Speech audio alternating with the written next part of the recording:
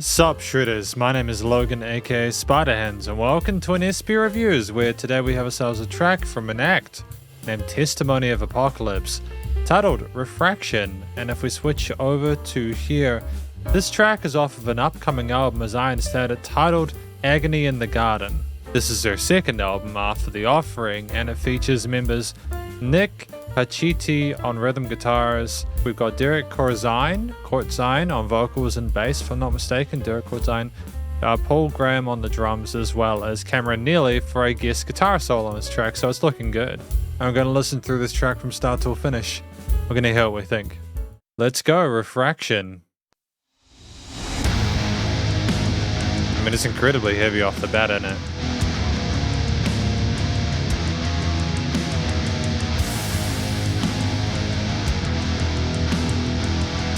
Guitars are ruthless.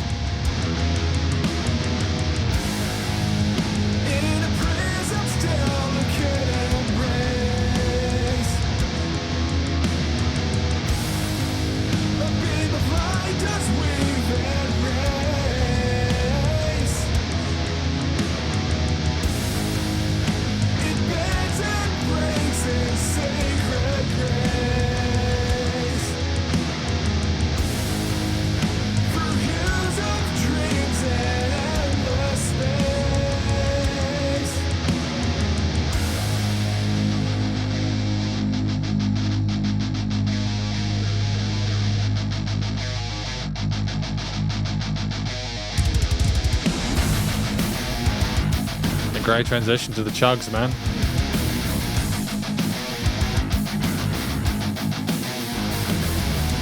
Refraction's dance, a mesmerizing sight, transforms the dark to hues of light.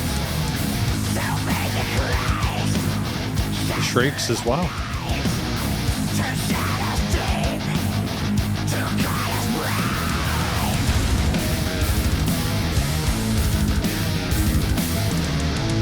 A great sense of pace with those double kicks.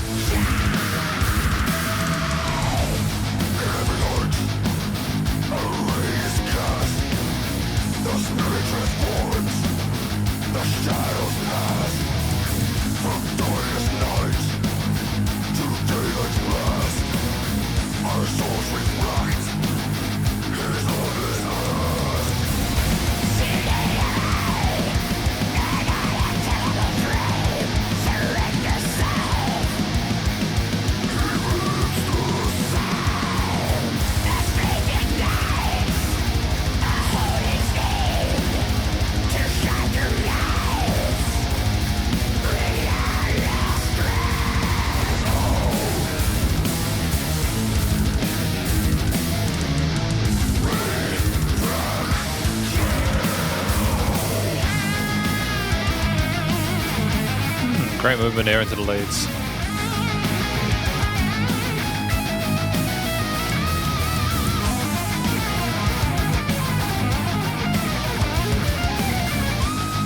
Feisty.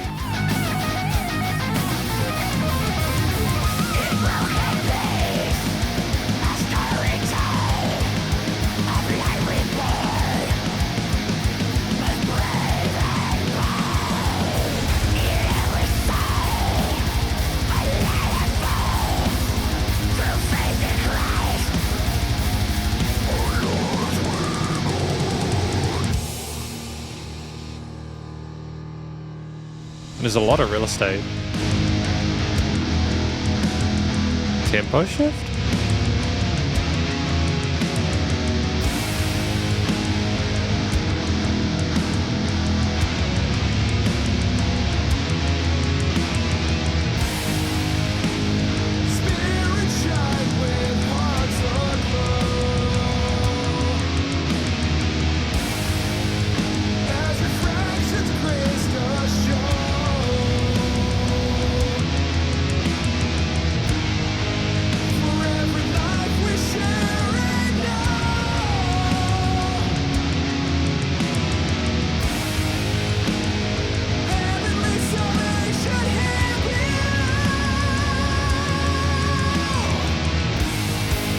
Great vibrato.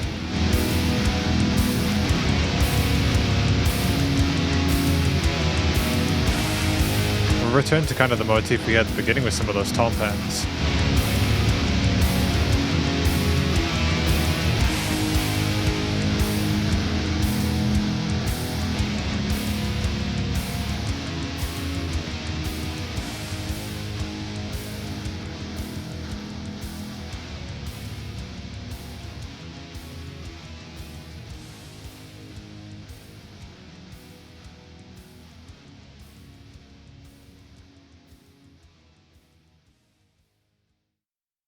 Okay, so that was Refraction from Testimony of Apocalypse. Let's talk about that more in the conclusion.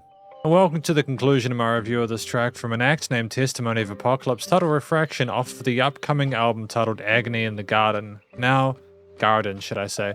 Now, what I think this track's about, if I'm honest with you, I'm not quite sure. I'm going to give my best shot at it. After listening through the track again and sort of trying to get more of a feel for it, we talk about prisons and trying to sort of break through that, and refractions on the shore and the light and darkness and stuff like that. So I'm kind of wondering whether we are trapped in a darker place where there maybe is not so much light, and then we are trying to get towards that light that we see. Maybe the shore, the light on the shore, is us breaking out of the abyss that we are in. And so it's talking about how luring it can be to actually try and get out of that darkness towards a better situation, potentially the want to get out of the shadows and into a better place. I'd probably want another go through it or two just to sort of feel it out, but I think the story is intriguing regardless, and it's an interesting start to proceedings with this album, and I'm assuming that we'll probably get more of the story throughout the rest of that record. I think the vocal performances were great. We had cleans, we had growls, and we had shrieks. And those 3 points there, they were alternating. We didn't really have one or the other. We had them in turns a lot of the time. And I think that was smart. It helps to layer out a track and sort of separate and distinguish certain elements from another.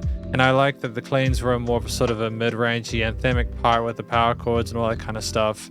The chugs there, the kind of blasty beat kind of stuff there, featured more of those heavier kind of growls or the shrieks in the second layer of that. And it was just nice to have the ability to be able to do all three of those styles quite well with solid vocal technique.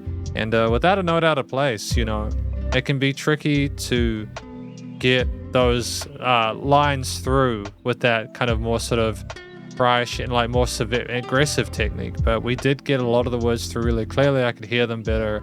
And I appreciate the attention to detail there, because when you are able to do it well, it doesn't just become more of a kind of a cool texture as an addition to this kind of harder kind of metal stuff. It also just becomes more of a different voice within the mix, actually a different sort of characterization of it, I suppose, which is kind of dope. And then the track at 4 minutes 56 was quite well fleshed out. We had guitars, bass, drums, and those were the main components instrumentally. And I don't really think we needed more than that. We had various different guitarists stacked throughout there. I suppose more of a sort of a chorusy kind of section there potentially, or maybe there were slight variations at the start and the end. But either way, even if there were different lyrics, it sort of sounded more like a chorus at the start with the cleaners and the chorus at the end. And I think in the middle, again with the growlers and the shrieks and stuff like that, you had almost something that was more through composed with various chapters throughout it that made it a bit more intriguing, I suppose, in the sense that it was more unpredictable and also felt like you were going on a sort of adventure. I think in general, the instrumental performances were really eloquent. We had fantastic, with the understanding that the pipes we had throughout this track were fantastic, and I really like the bass playing that went alongside there. There's a great sense of groove with the bass guitar being very loyal to the root notes throughout these chord progressions that were scattered throughout, as well as sort of implementing the lower parts of any arpeggios or sort of broken chords there, with added pace that helped us to sync a bit more neatly, especially with some of the faster drum parts. The bass handled itself well. The guitars as well were really neat. I think it was cool to have a variation of different sort of mid-rangey kind of power chordal stuff. The chugs with the palm mutes on either side really neatly double-tracked. The guitar solo that we had in the later stage there was really well phrased as well. I liked the bendy kind of Emerald Polyoffy kind of automated stuff that it sort of sounded like more of an alternate lead voicing to the clean vocals, and I appreciate the fact that we clearly could shred, but we didn't necessarily want to oversaturate or overdo it. I think we were trying to find a neat midpoint between establishing a sense of sort of individuality for ourselves as an instrumentalist, as a soloist, whilst also trying to do what was needed in regards to the rest of the track, and I think overall it was really well handled. And it was a great addition to the piece where it seemed like more of an interwoven part of the tapestry that sort of sparkled and added a bit of pizzazz to it. The drummer, though, I mean, those double kick grooves there, the speed of it was ferocious, but also working between different tempos and transitions there was great. I like the fact that we didn't just sort of stick to one tempo, we switched things up with different rhythmic patterns there. Very comfortable across the main 4 quarter 8 triplets and 16ths there. Any fill transitions were handled neatly. We also knew when to pocket and kind of allow ourselves to kind of hang back a little bit to allow prominence for some of the other elements within the arrangement. But we also knew how to add little bits of kind of spicy little fills and little chops and stuff like that to make the most of any sort of gaps in the groove to sort of make it a little bit more kind of like intriguing. Any switches between tempos or vibes were very, very neatly handled there without any rough edges. Overall, the instrumental performance was really, really tight, really well handled. They've clearly got a chemistry between all the members involved, singers and instrumentalists. And so then you've just got the overall theme, where it didn't necessarily sound super happy or vibrant or positive, and it wasn't super happy, super down in the dumps or like kind of like morbid or depressing either. There was a little bit of kind of like a pushback against potentially the status quo there. We're sort of trying to establish a battleground taking place there, that we weren't happy with the place we were stuck in, and we were trying to sort of rise above it and move towards a better sort of future there. I think the melodies we chose with the vocals, the frustration emanated throughout the growly and shrieky bits, coupled with the movement of some of those faster drum parts, with the heaviness of the rhythm guitars and the kind of glow and the flying going on with the leads. You kind of got the impression that there was a bit of sort of complexity to the story, but also the situation they were in. But it was also beautiful in parts, which kind of made sense with how mesmerizing apparently the refractions were. And so ultimately it's a track that doesn't overcomplicate its own harmony. It tries to keep a sense of individuality whilst establishing a starting point for anyone getting into their music for the first time in a way that's not too sort of alienating for people that are fans of the genres and the like. And I think ultimately they just struck a great equilibrium here. So well done. Really positive review so far. I think that in conclusion, the studio recording, mixing and mastering as a final note was really stunning. The vocals, guitar, bass, and drums were really well handled. There were absolutely no issues within the mix itself. There was a little bit of a low range resonance, but I think that's simply because one of those guitars and basses stuff to be heavy. And to be fair, they were. There were chugs and there were chunky parts, and we did cut the distorted guitars on the sides there, so there wasn't too much kind of like low and kind of warble there. But no, we handled things well in post. The EQing was tight. The vocals weren't over compressed or like over treated. The singer could just clearly sing. Have a bit of reverb and maybe a bit of compression there, but not too much. And it's just basically things feel nicely niche within the frequency spectrum and the stereo field. Music surrounded you in the headphones. There was dynamic range to this. There was an interesting fade out there at the end with the automation there, which was kind of neat. There, a slow fade out. I like when we've had enough of a track that an appreciate as it goes away, going on to the next chapter of the piece. And it was still nice and loud without pumping to the bus compression, and limiting was handled. I mean, effectively, this is my review of this track from an act named Testimony of Apocalypse titled Refraction, and hopefully you enjoyed it. If you did, please do go show them some love via their various social medias and a Spotify page, and stay cool and stay safe, and please remember to support your local musicians and artists at this point in time, as you have to help more than ever with all the crazy stuff going on in the world. And I'll catch you in the next review. Spiderhands out.